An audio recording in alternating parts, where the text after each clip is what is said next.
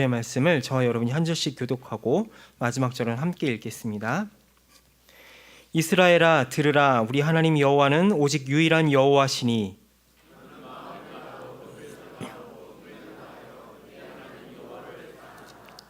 오늘 내가 네게 명하는 이 말씀을 너는 마음에 새기고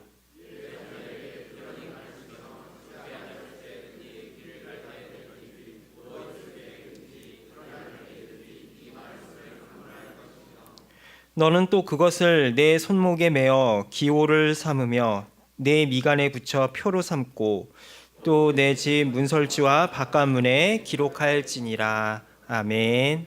네, 우리 앞뒤좌우 바라보시면서 한 해 동안 수고 많으셨습니다. 인사하겠습니다. 한 해 동안 수고 많으셨습니다. 또 새로운 한 해를 기대함으로 서로 인사하시면서 함께 말씀을 나누도록 하겠습니다. 우리는 올 한 해 창세기부터 해서 레위기까지 모세오경의 절반에 넘는 본문을 함께 읽고 나누며 한 해를 보냈습니다. 어떻습니까, 여러분? 모세오경이 이제 조금씩 머릿속에 그려지시는 것 같습니까?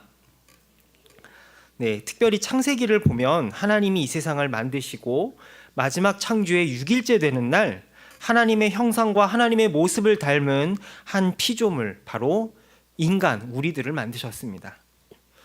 여러분, 하나님은 왜 세상을 만드셨을까요? 그리고 왜 마지막 피조물로서 인간을 만드셨을까요? 하나님이 이 세상을 다 만드신 후에 심심해서 세상을 만드셨을까요? 아니면 7일 동안 너무 고되게 일하셔서 하나님은 좀 쉬시고 인간들에게 좀 일 좀 시키려고 하나님이 우리들을 만드셨을까요? 참으로 간단하면서도 심오한 이 질문에 대해서 이사야 선지자는 이사야 43장 21절에 이렇게 이야기를 합니다. 이 백성은 내가 나를 위하여 지었나니 나를 찬송하게 하려 함이니라 라고 선언을 합니다. 하나님은 결코 세상을 심심해서 만든 것도 아니고 종으로 부리려고 인간을 만드신 것도 아닙니다.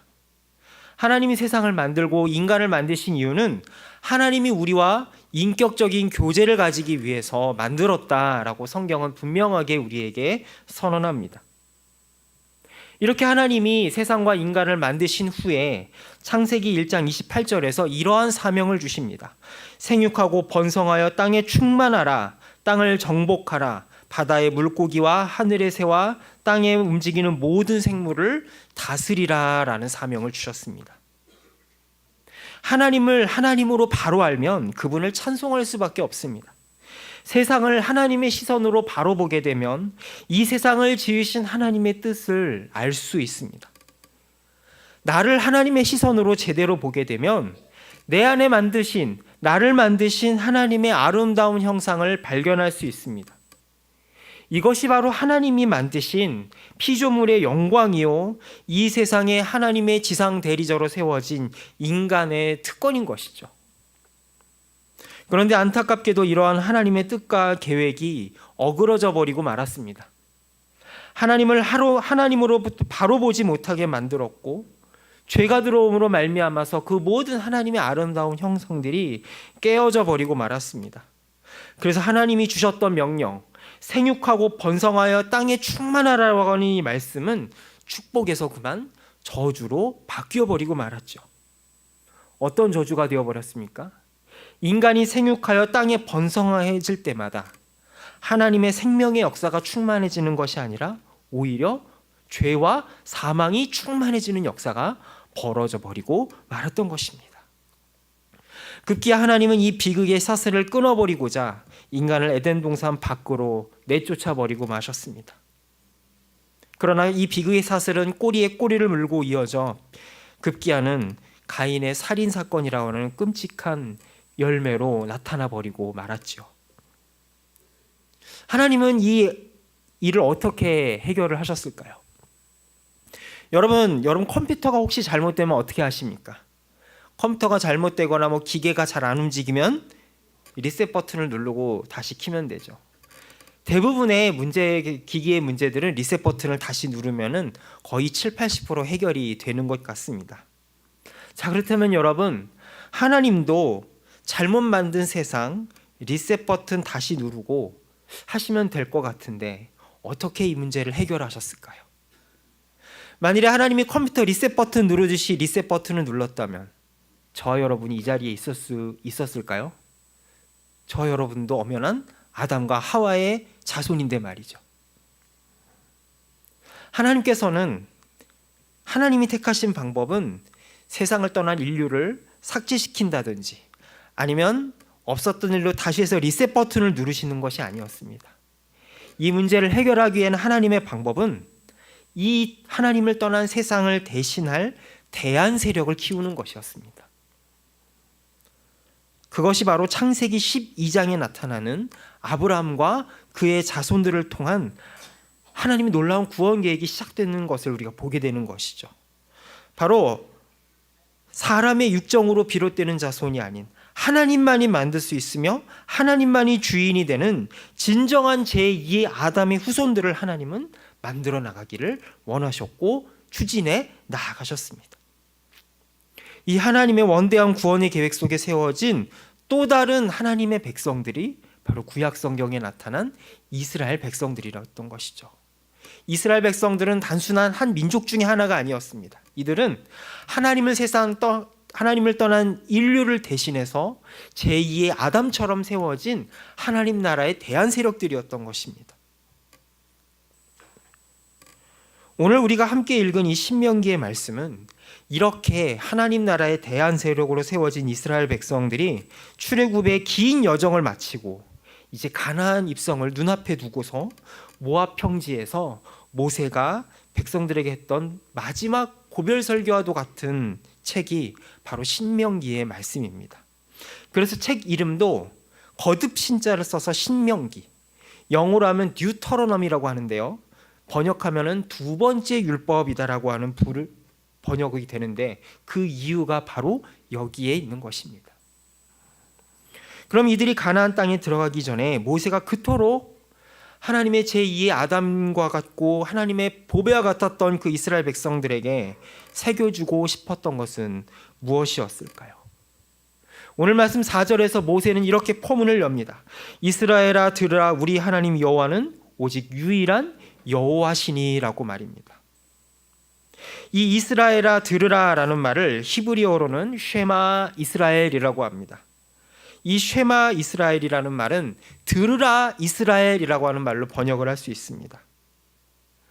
이 신명기 6장에 들으라 이스라엘, 쉐마 이스라엘로 선언하는 이 오늘의 본문은 마치 기독교인들에게 사도신경이 있다고 한다면 유대인들에게는 이 쉐마의 신앙 고백이 있다라고 이야기할 만큼 지금도 유대인들은 이 쉐마 이스라엘이라고 하는 이 신명기 6장 4절에서 9절의 말씀을 자신들의 신앙 고백처럼 매 회당에서 예배할 때마다 반복해서 암송해서 부르고 있음을 보게 됩니다. 타락한 세상과 구별되어서 하나님의 제2의 대안 세력, 하나님의 백성이 된 자들이 알아야 될 가장 첫 번째 명령, 그것은 무엇일까요? 그것은 바로 우리 하나님 여호와는 오직 유일한 여호와시다라는 사실입니다. 우리가 믿는 하나님은 이 세상 유일한 창조자이시고 하나님이시며 다른 어떤 누구도 공급할 수 없는 유일한 삶의 공급자다라는 사실을 믿으라고 선언하고 있습니다. 지금이야 우리야 당연히 하나님은 삼위일체 하나님 한 분뿐이고 이 세상의 다른 신들이나 종교는 다 우상에 불과하다라고 당연하다고 믿습니다. 그러나 이때 당시 이스라엘은 그렇지가 않았습니다. 이때 당시 이스라엘을 둘러싼 문화는 다신교 문화였습니다. 마치 우리나라에도 옛날에 어떻습니까? 산에 가면 산신령이 있고 물에 가면 용왕이 다스린다라고 믿었던 것처럼 이때 당시 이스라엘도 마찬가지였다라는 것이죠. 하늘을 다스리는 바알신과 땅을 다스리는 아세라 여신이 서로 만나서 교합을 통해서 땅에 산물을 내어준다라고 믿었던 이 가나안 사람들은 이 바알과 아세라 신을 즐겁게 하기 위해서 그들이 지은 성전에서 온갖 부정한 관계를 맺는 것이 그들의 예배의식 그 자체였다라는 것을 고대 중동 문화는 보여줍니다. 그 결과 온갖 죄악이 가나안 땅에 만연하게 되었고요, 온갖 죄악과 부패가 그 땅에 가득하게 되었습니다. 하나님의 백성, 이스라엘 백성들이 들어가서 상대하고 마주해야 되고 더 나아가서 그 땅을 정복해야 될 문화가 바로 그러한 문화였던 것입니다. 이렇게 옳고 그름이 혼란해진 가나안 땅에서 하나님께서는 당신의 백성들을 통해서 그들을 이 세상의 대한 세력으로 그 땅에 심고 세우기를 원하셨다라는 것이죠.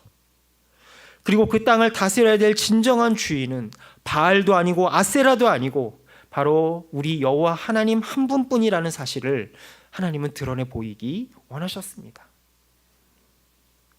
하지만 안타깝게도 성경을 보면 이렇게 말씀으로 무장해서 가나안 땅에 들어간 백성들이 얼마나 속절없이 가나안 주변의 우상 숭배에 물들어갔는지를 성경은 생생하게 우리에게 기록해주고 있습니다.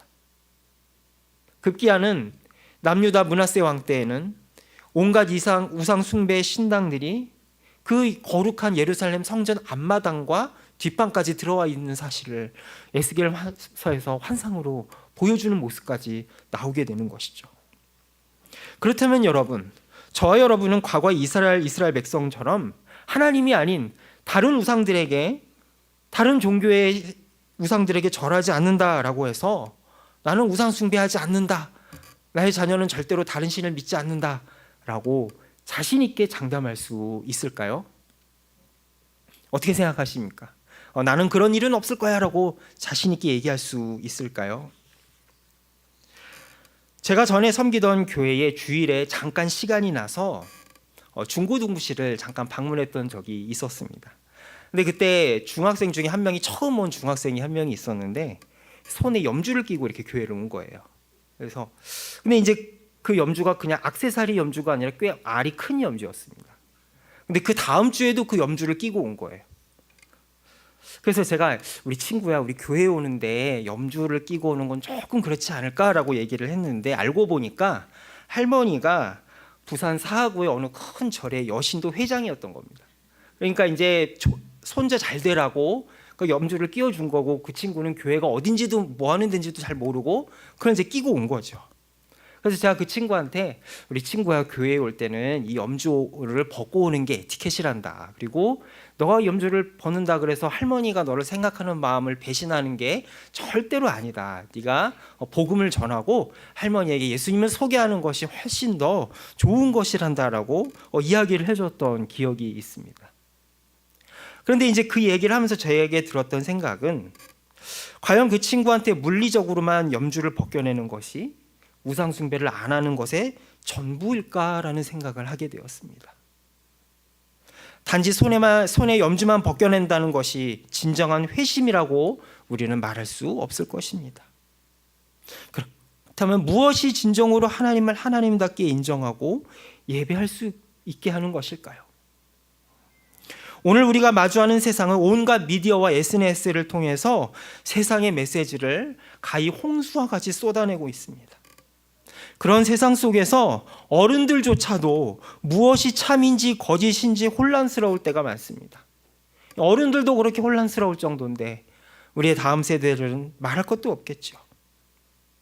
유튜브 검색만 해도 알고리즘을 타고 들어가 끝이 없을 정도입니다. 이러한 세상에서 무조건 SNS나 뭐 이런 전자기기들을 하지 말라라고 할 수만도 없는 노릇입니다. 세상 속에서 하나님만이 유일한 기쁨이요 주권자 되심을 선포해야 될 하나님의 백성들이, 과거의 이스라엘 백성들이 속절없이 그 가나안 문화에 물들었던 것처럼 저와 우리 모두는 그렇게 세상 속으로 쓸려 들어갈 수밖에 없는 세상을 살아갑니다. 단순히 안 보게 하고 뺏고 막는 것으로는 그들의 마음까지 쏠리는 것을 우리가 막을 수는 없다라는 것을 우리는 솔직하게 인정을 해야 됩니다. 그러면 우리는 어떻게 이 세상 가운데 진정한 하나님의 백성으로 설 수 있을까요? 그 길을 오늘 말씀 5절과 6절에서 이렇게 이야기합니다. 함께 읽어보시겠습니다. 너는 마음을 다하고 뜻을 다하고 오늘 내가 내게 명하는 이 말씀을 너는 마음에 새기고. 아멘. 모세가 그토록 이스라엘 백성들에게 남기고 싶었던 두 번째 메시지, 이 세상의 유일한 주권자요 통치자이신 하나님을 사랑하라고 하는 것입니다. 겉으로 드러난 율법을 얼마나 지키고 안 지키냐의 문제가 아니라 그 하나님을 마음을 다하여 중심을 다하여 사랑하느냐 안 하느냐라는 문제이시죠.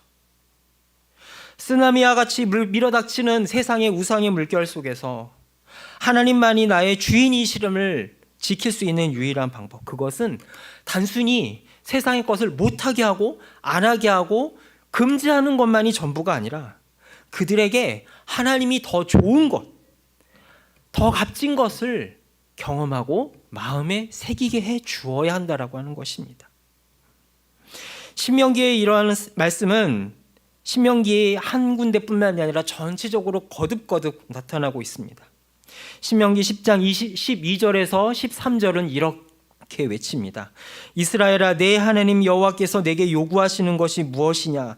곧 내 하나님 여호와를 경외하며 그의 모든 도를 행하고 그를 사랑하며 마음을 다하고 뜻을 다하여 내 하나님 여호와를 섬기고 내가 오늘 내 행복을 위하여 내게 명하는 여호와의 명령과 규례를 지킬 것이 아니냐라고 선언합니다. 우리는 모세오경을 읽으면서 하나님이 이스라엘 백성들에게 주신 수많은 율법을 우리는 읽었습니다.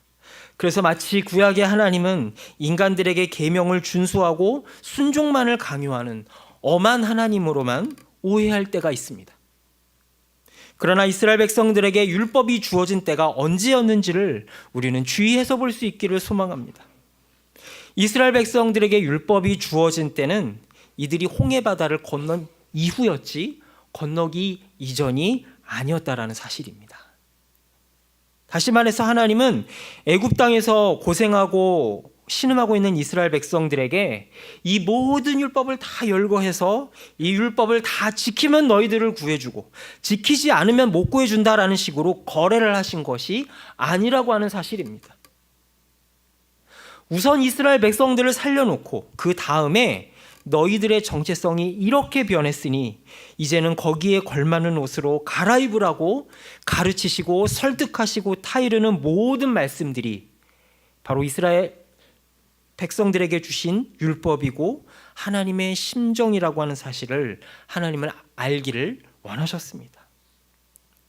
율법으로 설득하다 안 되면 선지자를 보내시고 때로는 기적을 일으키시기도 하며 때로는 벌을 주기도 하면서 당신의 백성들을 설득하고 가르치시며 기다리시고 인내하시고 참으시는 그 하나님의 놀라운 인내는 마침내 신약에 이르러서 예수님이 우리를 위해 죽으심으로 절정에 달하였다라고 성경은 우리에게 이야기합니다. 이러한 사실을 사도 바울은 로마서 5장 8절에서 이렇게 선언합니다. 우리가 아직 죄인 되었을 때에 그리스도께서 우리를 위하여 죽으심으로 하나님께서 우리에게 대한 자기의 사랑을 확증하셨느니라 라고 말입니다. 찬송가 330장의 고백처럼 보배로운 피를 흘려 영영 죽을 죄에서 구속함을 받은 우리 어찌 찬양 안 할까라는 가사처럼 우리가 어떻게 그 하나님의 무한하신 인내와 무한하신 기다림과 사랑을 찬양하지 않을 수 있을까요? 단순히 우상 숭배하지 않고 계율을 하나 지키고 안 지키고를 따지고 들어가면 우리는 매우 피곤한 종교의 노예가 될 수밖에 없을 것입니다. 그러나 하나님은 우리가 그분을 사랑하기를 원하시지 종교의 노예가 되는 것을 원하지 않는다는 사실을 다시 한번 깨달을 수 있기를 소망합니다. 교회의 마당들만 자주 밟는다 그래서 그리스도인이 아니라 주일 예배, 주중 예배 몇 번 나오고 안 나오고가 하나님과 우리의 사이를 가로지을 수 없는, 결정지을 수 없다라는 것입니다. 하나님과 우리의 사이는 사랑을 주고받는 관계이지 단순한 거래의 관계가 아니라는 사실을 하나님은 신명기의 말씀을 통하여 사도 바울을 통하여 우리에게 외치고 있다라고 하는 것이죠. 이렇게 우리 안에 흐르는 복음의 감격은 반드시 흘러 넘칠 수밖에 없습니다. 밖으로 표출될 수밖에 없는데요. 하나님께서는 이러한 사실을 오늘의 본문 7절과 9절에서 이렇게 말씀합니다. 내 자녀에게 부지런히 가르치며 집에 앉았을 때에든지 길을 갈 때에든지 누워있을 때에든지 일어날 때에든지 이 말씀을 강론할 것이며 너는 또 그것을 내 손목에 메어 기호를 삼으며 내 미간에 붙여 표로 삼고 또 내 집 문설주와 바깥문에 기록할지니라 라고 기록을 합니다. 그래서 지금도 유대인들은 이 말씀을 문자 그대로 지켜서 자신들의 머리에다 띠를 띠고서 기도할 때마다 테이프를 붙여가지고 기도하는데, 이 말씀은 머리에다 띠를 띠고 테이프에다 손을 붙여가지고 기도하라라는 말씀이 아닙니다.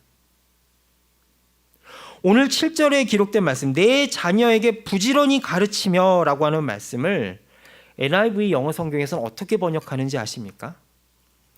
Impress them on your children이라고 번역을 하고 있습니다. 다시 말하면 내 자녀에게 부지런히 가르치라는 말씀을 영어 성경에서는 너희 자녀들에게 깊은 인상을 남기라라고 번역을 하고 있습니다. 무슨 인상을 남기라는 걸까요? 바로 하나님의 말씀으로 그들에게 깊은 인상을 남기라고 하는 것입니다. 이 구절에서 우리는 하나님이 어떻게 우리를 통하여 다음 세대들에게, 그리고 우리 주변에 믿지 않는 이들의 마음의 문을 두드리시는지를 우리는 보게 됩니다. 하나님은 우리의 마음을 두드리시는 분이지 결코 우리의 인생 속으로 마구잡이로 헤집고 들어오는 분이 아니라는 사실입니다. 중요한 것은 하나님의 말씀으로 다음 세대들과 이웃들에게 감동을 주는 것이지 그들에게 우리의 신앙을 강요하는 것이 아니라는 것입니다. 그러기 위해서는 어떻게 해야 될까요? 그러기 위해서는 우리가 먼저 하나님의 말씀으로 감동을 받아야 됩니다. 우리가 하나님의 말씀으로 먼저 감동받지 못하고 받은 말씀이 없는데 어떻게 그것을 다음 세대들에게, 우리의 이웃들에게 그 감동을 흘려보낼 수 있을까요? 내가 받은 말씀이 없이, 하나님께 받은 감동이 없이 그런 척만하고 억지로 겉으로 드러난 계율만, 교회만 가라고 닥달을 하니까 그것이 감동이 되지 못하고 잔소리가 되는 것입니다. 우리가 받은 말씀의 감동이 바로 다음 세대들과 믿지 않는 우리 이웃들에게 흘려보내는 것이 바로 하나님이 우리를 부르신 이유라는 사실을 우리는 다시 한번 깨닫기를 소망합니다. 그러나 안타깝게도 우리는 구원받은 이후에도 죄악의 타락한 본성이 남아있기 때문에 끊임없이 세상으로 되돌아가려고 합니다. 그래서 오늘 본문은 오늘 우리들에게 이 말씀을 끊임없이 되새기라라고 명령합니다. 그리고 더 나아가서 이 은혜를, 그 은혜를 모르는 이들에게 나누어 주라라고 주님은 우리들에게 말씀하고 있는 것이죠. 만일 이 은혜를 간직하지 않고 나 혼자만 가지고 있는다면 그것은 마치 찻잔 속의 태풍처럼 사그라들고 말 것이기 때문입니다. 그래서 오늘 신명기 6장 7절의 말씀을 신약에 이르러 사도 바울은 디모데에게 디모데후서 6장 7절에서 이렇게 해석해서 분부합니다. 함께 디모데후서 6장 7절의 말씀을 읽어보실까요? 너는 말씀을 전파하라. 때를 얻든지 못 얻든지 항상 힘쓰라. 범사에 오래 참음과 가르침으로 경책하며 경계하며 권하라 라고 말입니다. 하나님이 우리에게 주신 은혜는 결코 나만 누리라고 주신 은혜가 아니기 때문입니다. 반드시 나누어주고 퍼주어야 하는데 그렇게 할 때에 더 크게 열매 맺는 것이 우리 하나님 나라의 원리이기 때문입니다.